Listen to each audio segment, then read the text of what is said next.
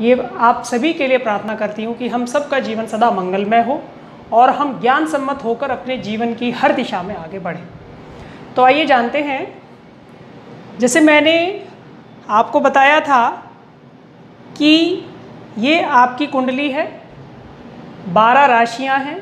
आपके जन्म के समय पर कोई ना कोई एक राशि किसी भी एक खाने में आकर बैठेगी। तो मेष राशि जो है, मेष राशि का स्वामी मंगल है, वृष राशि का स्वामी शुक्र है, मिथुन राशि का स्वामी बुध है, कर्क राशि का स्वामी चंद्रमा है, सिंह राशि का स्वामी सूर्य है और कन्या राशि का स्वामी बुध है, तुला राशि का स्वामी शुक्र है, वृश्चिक का स्वामी मंगल है, धनु का स्वामी गुरु है, मकर का स्वामी शनि है, कुंभ का स्वामी शनि है, मीन का स्वामी गुरु है। कुंडली में ये जो 12 घर हैं, इन्हीं 12 इनको भाव भी कहते हैं, यहीं पर आकर बैठती हैं हमारी एक भाव में, एक बॉक्स में एक ही राशि बैठेगी। जो राशि बैठेगी उसका स्वामी ही उसका रूलिंग प्लैनेट होगा। तो आपको अपनी पढ़ाई में सक्सेस अचीव करने के लिए किस दिशा में बैठकर पढ़ना चाहिए?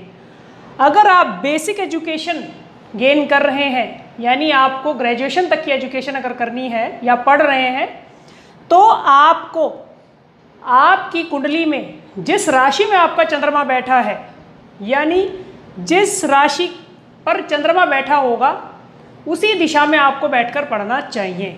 यानी अगर आपकी मेष राशि है, ये मैं वैदिक ज्योतिष से आपको बता रही हूँ, अगर आपकी मेष राशि है तो आपको अपने घर की पूर्व दिशा में बैठकर पढ़ाई करनी चाहिए। अगर आपकी वृषभ राशि है तो आपको घर की नॉर्थ वेस्ट डायरेक्शन में बैठ के पढ़ाई करनी चाहिए। अगर आपकी मिथुन राशि है तो आपको नॉर्थ वेस्ट पे बैठकर पढ़ाई करनी चाहिए। अगर आपकी कर्क राशि है तो नॉर्थ ईस्ट में बैठकर आपको पढ़ाई करनी चाहिए। अगर आपकी सिंह राशि है तो आपको नॉर्थ ईस्ट में बैठकर पढ़ाई करनी चाहिए।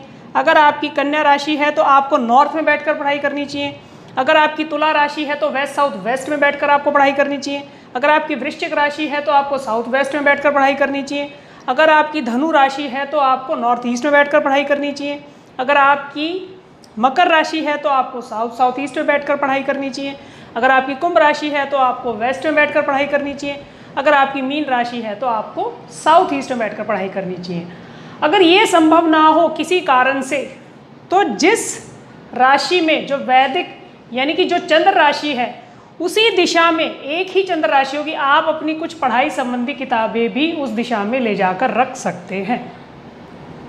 और यानी कि कुंडली आपकी नियति, यानी क्या आप साथ लेकर आए हो अपने पूर्व जन्म के कर्मों से, उसके बारे में हमें कुंडली बताती है। अगर आप कहीं और से ये ज्ञान लेकर कि हम ग्रहों के प्रभाव को बदल सकते हैं, या जो कुंडली में जो ग्रह जहां आपका बैठा है, जिस शिक्षा के क्षेत्र में आपको जाना है, जिस प्रोफेशन में आपको जाना है, वो आपको हेल्प होगी अगर आप उसी दिशा में बैठकर पढ़ते हैं तो इस तरह से आप जान सकते हैं। इसी तरह से किस दिशा में मेरी नौकरी लगेगी, तो वो आपको कुंडली का चौथा घर ही बताएगा, क्योंकि चौथे घर की ही डायरेक्शन में बैठ के आपको पढ़ाई करनी चाहिए अपनी ग्रेजुएशन की एजुकेशन की, और आपको 9वें घर की दिशा में बैठकर करनी चाहिए आपको अपनी हायर एजुकेशन की पढ़ाई, यानी आपको रिसर्च वगैरह करनी चाहिए।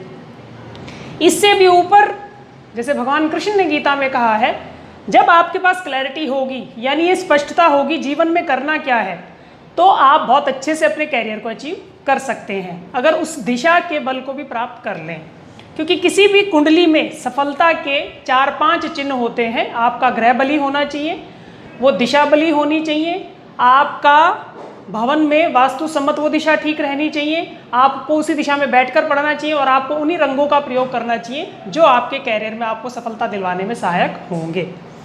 तो इस तरह से आप अपना देखिएगा निकाल कर, और भी अपने कैरियर से रिलेटेड या अपनी दिशा के बारे में जानकारी प्राप्त करने के लिए आप मेरे से अपॉइंटमेंट लेकर कांटेक्ट कर सकते हैं। डिस्क्रिप्शन बॉक्स में जाकर मैसेज के थ्रू भी आप मेरे से कुछ पूछ सकते हैं। तो अपना दिशा बल जानिए और अपने जीवन की सफलता को पाइए। धन्यवाद।